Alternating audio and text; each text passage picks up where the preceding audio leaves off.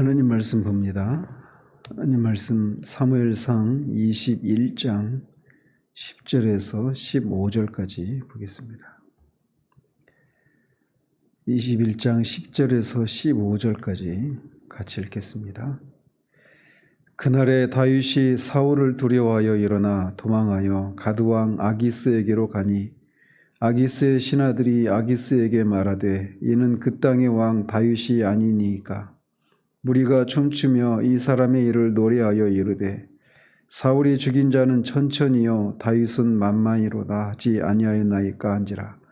다윗이 이 말을 그의 마음에 두고 가드왕 아기스를 심히 두려워하여 그들 앞에서 그의 행동을 변하여 미친 채하고 대문짝에 그적거리며 침을 수염에 흘리매 아기스가 그의 신하에게 이르되 너희도 보거니와 이 사람이 미치광이로다. 어찌하여 그를 내게로 데려왔느냐? 내게 미치광이가 부족하여서 너희가 이 자를 데려다가 내 앞에서 미친 짓을 하게 하느냐? 이 자가 어찌 내 집에 들어오겠느냐 하니라. 아멘.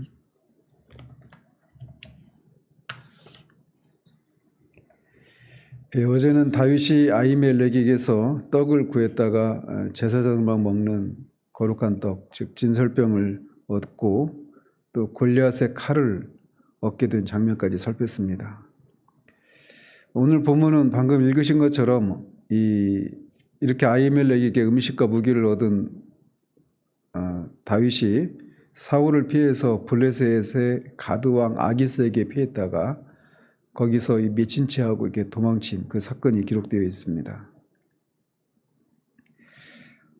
다윗이 이렇게 이 노베에서 블레셋 땅 가드로 들어오게 된 것은 앞에 7절에 있는 이유 때문에 그렇습니다.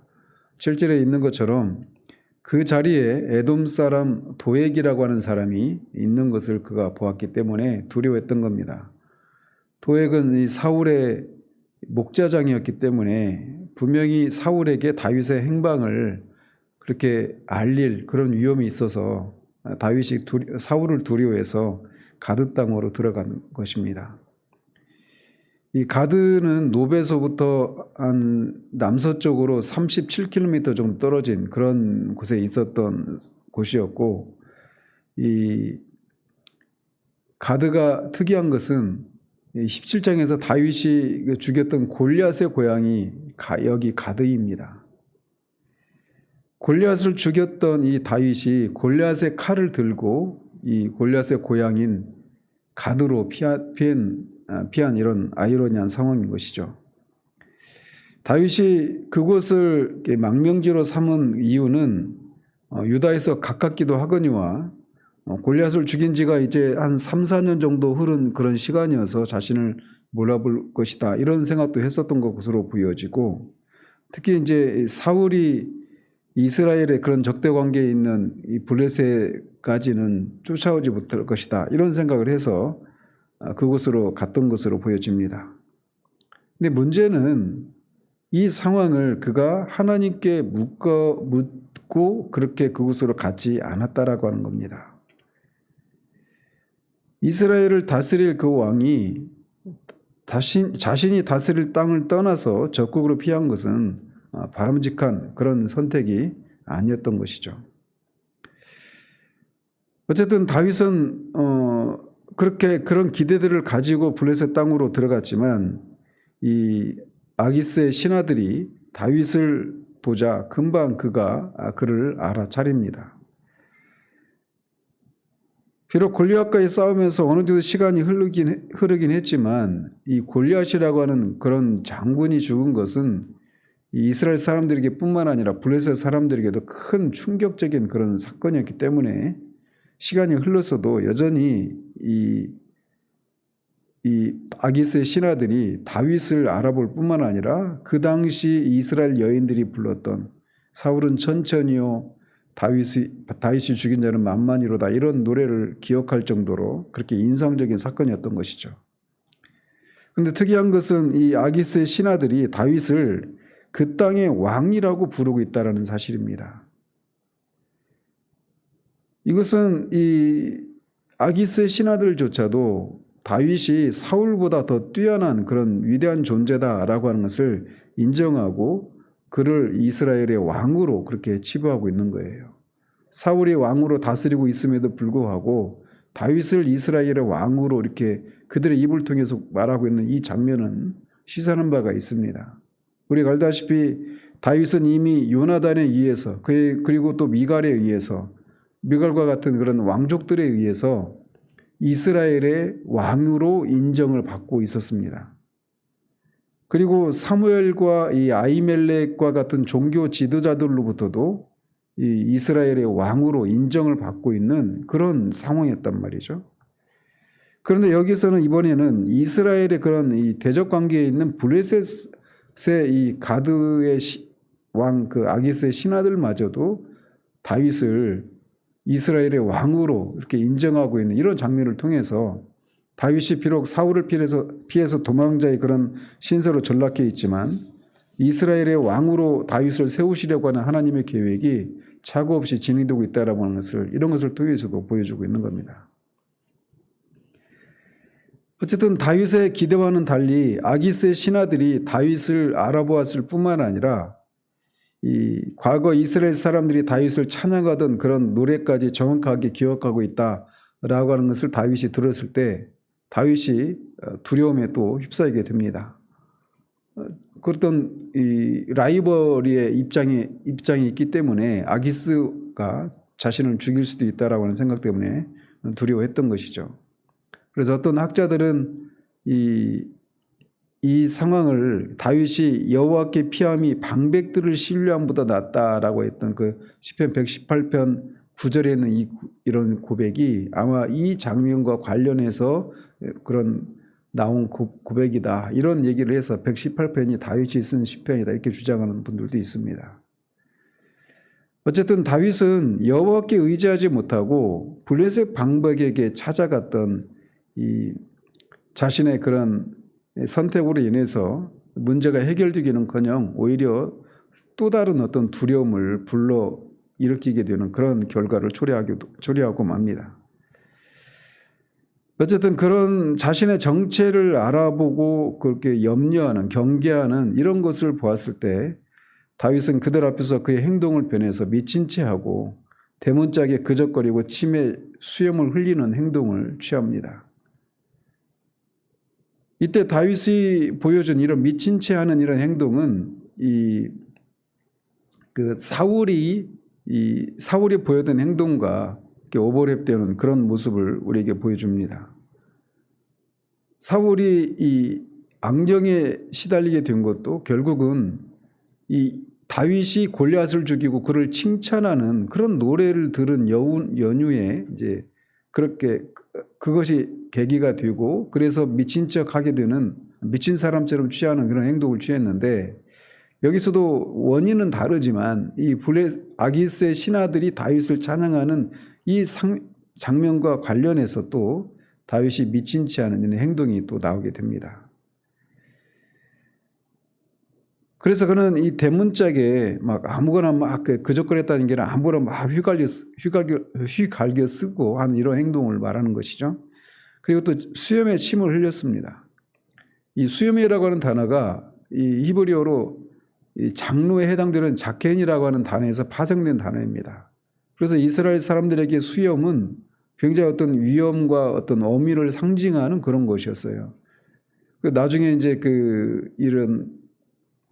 그래서 이 수염에 침을 흘렸다, 불결한 침을 흘렸다 이 얘기는 스스로 어떤 어미와 그런 영어로 디그니티라고 하죠. 그런 어떤 스스로의 그런 존귀함을 막 이렇게 잃어버린 채 미친 채 하는 그런 행동이라고 할 수가 있습니다. 어쨌든 다윗이 그런 행동을 통해서 결국은 그 위기에서 도망치는 그런 성과를 거두기는 했지만 이 그렇게 이런 행동을 할 수밖에 없었던 근본적인 원인, 하나님께 뜻을 묻지 않고 그렇게 인간적인 선택에 의해서 이런 선택을 했기 때문에 초래된 것이라고 하는 면에서 그의 행동이 그렇게 어떤 긍정적인 평가를 받을 수는 없는 그런 모습이라고 할 수 있습니다. 다윗이 이렇게 미친 채 하고 미친 행동을 하자 아기스는 그의 신하에게 말하기를 너희도 보거니와 이 사람이 미치광이로다. 어찌하여 그를 내게로 데려왔느냐라고 호통을 칩니다. 아기스가 한 말을 원문에 따라서 직역을 하면 보라 너희가 미친 한 남자를 보고 있다 이런 뜻입니다. 얼마 전까지는 다윗을 그 땅의 왕이라고 불렸었는데 이제는 미친놈이 되고 만 것이죠. 미치광이라고 미친놈이라고 말을 하고 있는 겁니다. 이것은 또 상대적으로 다윗의 그 전략이 성공을 거둔 것을 의미하는 것이죠. 그래서 다윗은 더 이상 사울을 능가하는 위대한 왕도 아니고 아기스를 어떤 위협하는 그런 적수도 되지 못한다라고 하는 그런 평가를 받아낸 것이죠. 그래서 이런 행동을 통해서 그는 자신의 생명을 구할 수는 있었지만 이것은 분명 하나님의 기름 부음을 받은 왕으로서 수치스러운 그런 모습이라고 할 수가 있습니다. 어쨌든 아무리 이 하나님의 기름 부음을 받은 사람이라 하더라도 하나님의 뜻을 묻지 않고 내린 잘못된 결정으로 이런 수치를 겪게 되었다는 것이죠. 뭐 이런 면에서 우리가 늘 하나님의 뜻을 크거나 작거나 이 일들에 있어서 하나님의 뜻을 묻고 어떤 선택을 해나가는 것들이 중요하다라고 하는 것을 우리에게 말해주죠. 아기스는 계속해서 그의 신하들을 책망하며 말하기를 내게 미치광이가 부족해서 너희가 이 자를 데려다가 내 앞에서 미친 짓을 하게 하느냐 이 자가 어찌 내 집에 들어오겠느냐라고 하면서 결국은 이 다윗이 자신의 이 땅에 머물 수 없다라고 하는 얘기를 합니다. 그 결과 다윗은 이제 아둘람 굴로 도망을 하게 됩니다. 자, 이렇게 21장은 사울을 피해 도망치던 다윗이 저지른 두 가지 이 실수를 기록하고 있습니다. 하나는 아히멜렉에게 거짓말을 한 것이고 또 하나는 바로 이 장면이죠. 그런데 이 다윗이 이렇게 아기스 앞에서 미친 채하고 이렇게 도망치는 이 장면에 대해서 그가 어떤 행동을 취했는가만 나오지 그 상황에서 그가 하나님 앞에서 어떤 행동을 취했는가에 대해서는 이 사무엘상 21장에는 나오지 않습니다. 그런데 이 동일한 사건을 다룬 시편이 있는데 그게 바로 시편 34편입니다. 거기 보면 이 다윗이 아비멜렉 앞에서 이렇게 미친 채할 때라고 하는 표제어가 붙어 있는데 거기서 말하는 아비멜렉이 바로 여기 아기스입니다. 그러니까 아비멜렉은 그 블레셋의 왕의 호칭입니다. 애굽의 왕을 바로라고 하는 이런 호칭을 붙이지 않습니까? 아기스는 그 왕의 개인적인 이름이고 말이죠. 어쨌든 이 시편 34편은 다윗이 바로 그 상황에서 건짐을 받고 감사해서 지은 그런 시편입니다. 그래서 방금 말씀드린 것처럼 그는 분명 하나님의 뜻을 구하지 않고 인간적인 판단으로 블레셋으로 도망쳤다가 큰 위기를 자초한 거예요.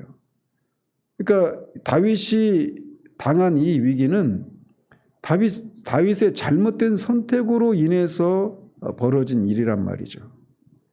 그런데 그 상황에서 그가 내가 잘못된 선택을 했기 때문에 이런 일을 불상사를 당하는구나 라고 말하면서 자신의 이 잘못된 선택에 대해서 자신의 업보라고 생각하면서 그냥 그렇게 당하고만 있지 않다라는 것입니다.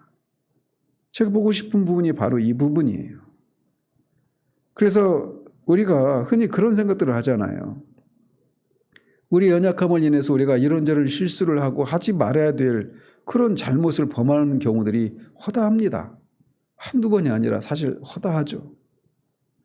그런데 그럴 때마다 우리 안에서 너무나 자연스럽게 이 율법주의적인 이 카르마의 그 사상이 이 업보 사상이 우리 가운데서 자연스럽게 흘러나옵니다. 그래서 내가 이런 잘못을 했기 때문에 내가 하나님으로부터 이런저런 벌을 받는구나, 징계를 받는구나 이렇게 생각하면서 그런 고통스러운 상황을 자신이 당연히 받아야 될 그런 상황으로 그렇게 생각하면서 그냥 묵묵히 그것을 받아냅니다. 언뜻 보면 그게 어떤 하나님의 뜻을 우리가 순순히 받아들이는 어떤 순종적인 그런 모습으로 보여줄 수 있지만 사실은 미완의 그런 믿음이라고 할 수가 있습니다. 다윗은 지금 분명히 자신의 잘못을 인해서 겪고 있는 그런 위기인데 시편 34편을 보면 그가 그 위기에서 벗어날 때 그런 고백을 합니다. 내가 여호와께 간구하매 내게 응답하시고 내 모든 두려움에서 나를 건지셨도다. 분명히 자신의 잘못을 인해서 벌어진 그런 어떤 불상사였지만 그런 그 속에서 그것을 그냥 고스란히 내가 받아야 될 업보다 이렇게 생각하면서 그냥 묵묵히 그 매를 막고 있는 것이 아니라 그 상황에서 잘못했음에도 불구하고 여호와께 간구하고 있습니다. 이게 다윗의 위대함입니다. 다윗의 위대함은 다른 데 있는 게 아니에요. 34편 6절에도 이 곤고한 자가 부르짖음에 여호와께서 들으시고 그의 모든 환난에서 구원하셨도다. 그래서 이런 것을 통해서 그런 구원을 경험한 다윗이 너희는 여호와의 선하심을 맛보아 알지어다. 그에게 피하는 자는 복이 있도다 라고 말합니다. 그는 그 상황에서 자신의 잘못됨에도 불구하고 여전히 하나님이 자신의 하나님이시고 의인의 간구를 하나님이 택한 백성들의 그 간구를 그 불행을 그냥 내버려 두지 않으시고 거기에서 구원하시는 하나님이시다라고 고백을 하고 있는 겁니다. 그래서 그런 하나님을 경험하고 너희는 여호와의 선하심을 맛보아 알지어다 라고 그렇게 찬양하고 증거하고 있는 거예요. 거듭 말씀드리지만 이게 다윗의 위대함입니다. 이게 바로 믿음이에요. 하나님 앞에 우리가 하나님이 기뻐하실 만한 하나님이 인정하실 만한 그런 순종의 삶을 살고 있었기 때문에 그것이 우리가 하나님 앞에 나아갈 수 있는 근거를 제시하는 것이 아닙니다. 다윗은 분명히 21장에서 이 두 장면 속에서 분명히 그는 잘못을 했어요. 그것은 하지 말았어야 될 일이었습니다. 벌어지지 말았어야 될 일이었어요. 그러나 그가 그 상황에서 그럼에도 불구하고 하나님께 호소합니다. 시편을 읽어보십시오. 끊임없이 그런 장면이 계속해서 나옵니다. 압살롬에게 쫓길 때도 시편 3편이 그 시편이죠. 쫓길 때도 자신의 잘못 때문에 하나님이 내린 심판이란 말이에요. 그런데 그 속에서도 여호와께 부르짖습니다. 그리고 천만인이 자신을 둘러쌀지라도 자기가 누워서 잔다라고 말을 하고 있어요. 언제 쳐들어올지 모르기 때문에 전전긍긍하면서 누워서 자기는커녕 완전 무장하고 그냥 밤을 꼴딱 세우는 그런 모습으로 있지 않고 누워서 잔다라고 말할 정도로 하나님을 그렇게 신뢰하고 있는 겁니다. 이게 여기에 다윗의 위대함이 있는 거예요. 그리고 그런 다윗에게 그런 방식으로 일하시는 하나님의 위대하심이 우리가 우리의 연약함과 우리의 반복되는 그런 실패에도 불구하고 하나님 앞에 나아갈 수 있는 하나님께 감히 우리의 구원을 호소할 수 있는 그런 근거가 있는 것입니다. 다윗은 34편 18절에서 이렇게 고백합니다. 여호와는 마음이 상한 자를 가까이 하시고 충심으로 통회하는 자를 구원하시는도다. 하나님은 이런 분이십니다. 그래서 폴 오샤가 말하고 있는 것처럼 성경에는 위대한 하나님의 사람들에 대한 기록이 아니라 위대한 하나님에 대한 기록되어 있다라고 말을 하는 이유가 바로 여기 있는 거예요. 다윗을 통해서 우리의 구원자 되신 이 예수 그리스도가 나오게 되시는데 이런 죄인들을 구원하시기 위한 하나님의 구속사가 하나님의 사람들을 통해서 그런 일들이 이루어지는데 보십시오. 다윗이 그가 완벽한 사람이었기 때문에 하나님이 그를 쓰신 게 아니에요. 그도 분명히 우리와 똑같은 성적을 가진 사람입니다. 그런데도 그가 다른 사람과 구별되는 모습이 있다면 바로 이런 상황 가운데서도 여전히 하나님을 바라보겠다는 겁니다.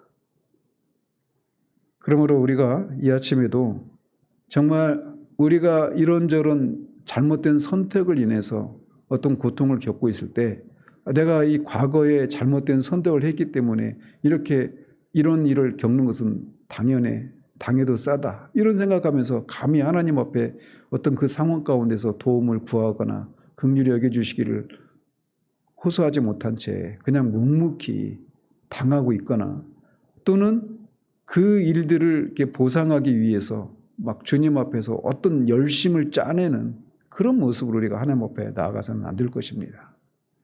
다시 한번 34편 18절에 다윗의 이 고백을 기억하십시오. 여호와는 마음이 상한 자를 가까이 하시고 충심으로 통회하는 자를 구원하십니다. 그 믿음으로 나아갈 때 우리가 다윗이 그 8절에서 고백하고 있는 것처럼 여호와의 선하심을 우리가 맛보게 될 것입니다. 그래서 우리가 우리의 삶을 살아갈 수 있는 거예요. 우리 자신만 보면 감히 한 걸음도 용기를 낼 수가 없죠. 그런데 하나님이 바로 이런 분이시기 때문에 우리가 우리의 삶을 살아낼 수 있는 거예요. 우리 아침에도 기도 가운데 이런 하나님을 깊이 만나고 그 하나님을 즐거움으로 우리에게 허락하신 이 한날을 이렇게 용기 있게 맞설 수 있는 그런 우리들 되기를 바랍니다. 기도하겠습니다. 하나님 아버지, 다윗이 인간적인 선택으로 아히멜렉에게 거짓말을 하고 또 아기스 앞에서 이렇게 미친 채 해야만 하는 그런 수치스러운 일을 겪고 그 상황 가운데서 그가 건짐을 받는 장면을 살폈습니다. 시편에 그가 그 상황을 하나님께 부르짖고 간구한 결과 하나님이 그에게 긍휼을 베풀어 주셔서 그가 구원받았다라고 하는 것을 우리가 보게 됩니다. 다윗이 자신의 잘못된 선택을 인해서 겪게 되는 그런 상황임에도 불구하고 하나님 앞에 나아갈 면목이 없어서 그냥 그 상황을 묵묵히 받아들이고 있는 것이 아니라 그 상황 가운데서도 하나님께 부르짖고 간구하는 상한 심령으로 자신의 그런 연약함과 자신의 잘못을 정직하게 인정하고 상한 심령으로 주님 앞에 기도했을 때 하나님이 그를 구원하시고 그를 통해서 이루시고자 하시는 구원의 역사를 이루어 가시는 위대하신 하나님을 우리가 또 이 성경에서 보게 됩니다. 아버지 하나님, 우리도 우리의 연약함을 정말 연약함에 둘러싸여 있는 우리가 이 삶을 살아갈 수 있는 것은 우리의 어떤 위대함과 우리의 뛰어남이 있지 않고 오직 우리를 불쌍히 여기시는 하나님의 그 긍휼히 여기시는 그 하나님의 은혜로만 우리의 삶을 살아갈 수 있음을 우리가 기억합니다. 이 아침에 기도할 때도 하나님이 그런 분이시기에 우리가 담대하게 주님 앞에 나아가 우리의 잘못된 선택으로 인해서 우리가 겪고 있는 그런 상황 가운데서도 상황이라 할지라도 하나님의 하나님 되심을 인하여서 담대하게 나아가 기도할 수 있는 우리들 될 수 있도록 도우시고 그렇게 부르짖는 의인의 간구를 하나님이 반드시 응답하심을 우리가 맛보아 하나님의 선하심을 여호와의 선하심을 맛보아 할지어다라고 우리도 고백할 수 있는 그런 은혜를 허락해 주시기를 원합니다. 예수 그리스도의 이름으로 기도합니다. 아멘.